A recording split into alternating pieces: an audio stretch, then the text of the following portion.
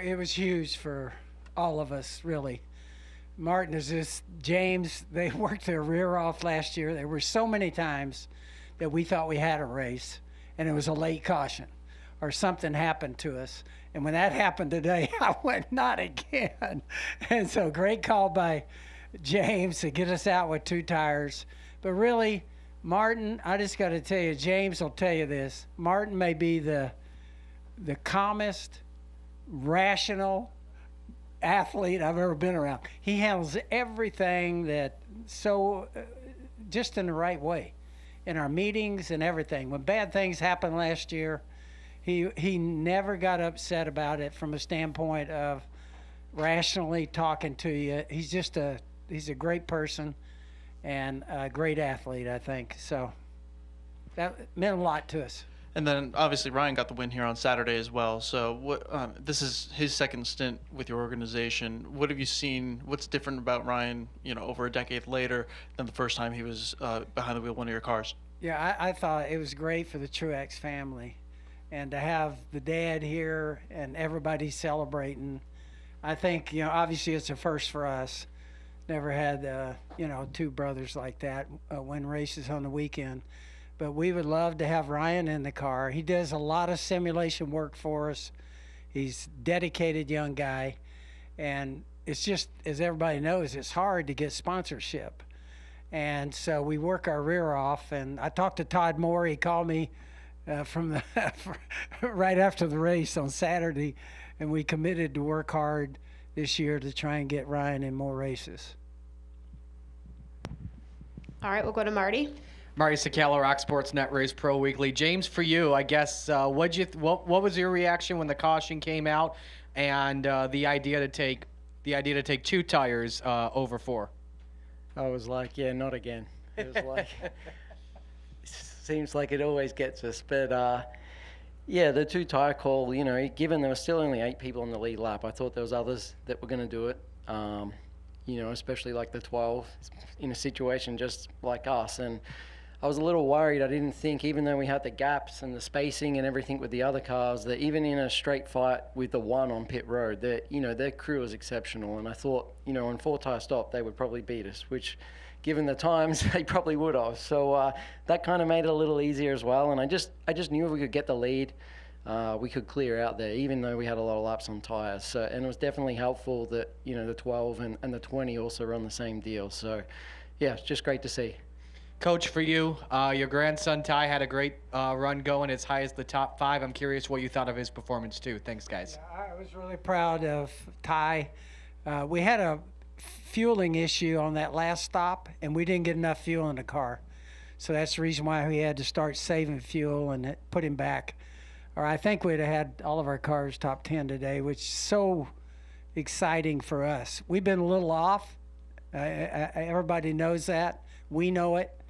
And so this was a big deal for us today for our race team, and just appreciated all of our teams fighting the way they have to get the year started. So just talked to all the Toyota guys also, and they're thrilled. It means so much to our sponsors. Johnny Morris, he put Martin on live to his entire company from the winner's circle. Like Johnny, I love Johnny. And so for racers and auto owners, it's just so important for us. Sponsorship in this sport is huge. You can't race cars unless you get great partners. We'll go in the back to Bob. Bob Hawkers, Fox Sports. I have one for each. James, there was one point in the race where you and Martin were kind of chirping at each other. Is that just normal, or were you like, oh, we've gone a little bit over the line? It's normal, I'm fairly emotional, but I was calm all race, but he was killing me through the middle there because, it's hard. He can't see what's happening in the race as well with the other cars and the lap times and everything. And, I think he thought that, in that second stage there where we ran longer and all that, we actually lost a lot of time. But, we gained time and you could see where it was going to go. And, obviously we came from the back after our issue on pit road and, all the way up to 4th in that stage. So, we had a plan and stuck to it. And, I already apologized to him for getting on his ass. And for Joe, I assume you've probably already started talking to Martin about next year. How far do you think, or how important is winning a race, do you think, to trying to convince him to keep going? You talked about, was that normal? No, it was abnormal. What movie? What movie? Young Frankenstein. Come on. What's wrong with you guys? That's the best movie ever. Abby normal. No, these guys, they go at it every now and then because they're so competitive. But what was the question? The question was, I assume at some point you're going to have to try to convince Martin to continue next year. Yes. I'm curious, how much do you feel like a win helps in convincing him, if at all? I think it's huge. And we are constantly talking to Martin about next year. We want him to stay with us as long as we can convince him to do that. I think the best way of doing that is winning races or have a chance to win a championship. I think that's the best sales job we can do. Eddie Kalegi, Motorsports Today. This question is for Coach, kind of circling back to Zach's question. Obviously, Martin Truex winning this weekend and his brother, your grandson in a car for you, and last year in the Toyota camp, Kyle and his brother Kurt. So how much of an embodiment with your team and just in general in recent years still shows that NASCAR is truly a family sport? Well, I think it is a family sport. Everybody in here knows it. We all travel together on the weekends. And so when something bad happens to a family, which has happened to us, the entire NASCAR family rallied for us, and twice. And I appreciate that so much. And so we're just thrilled to be a part of it. We love it. You know, we're going on 32 years for us. Our family, I think, always wants to be in this.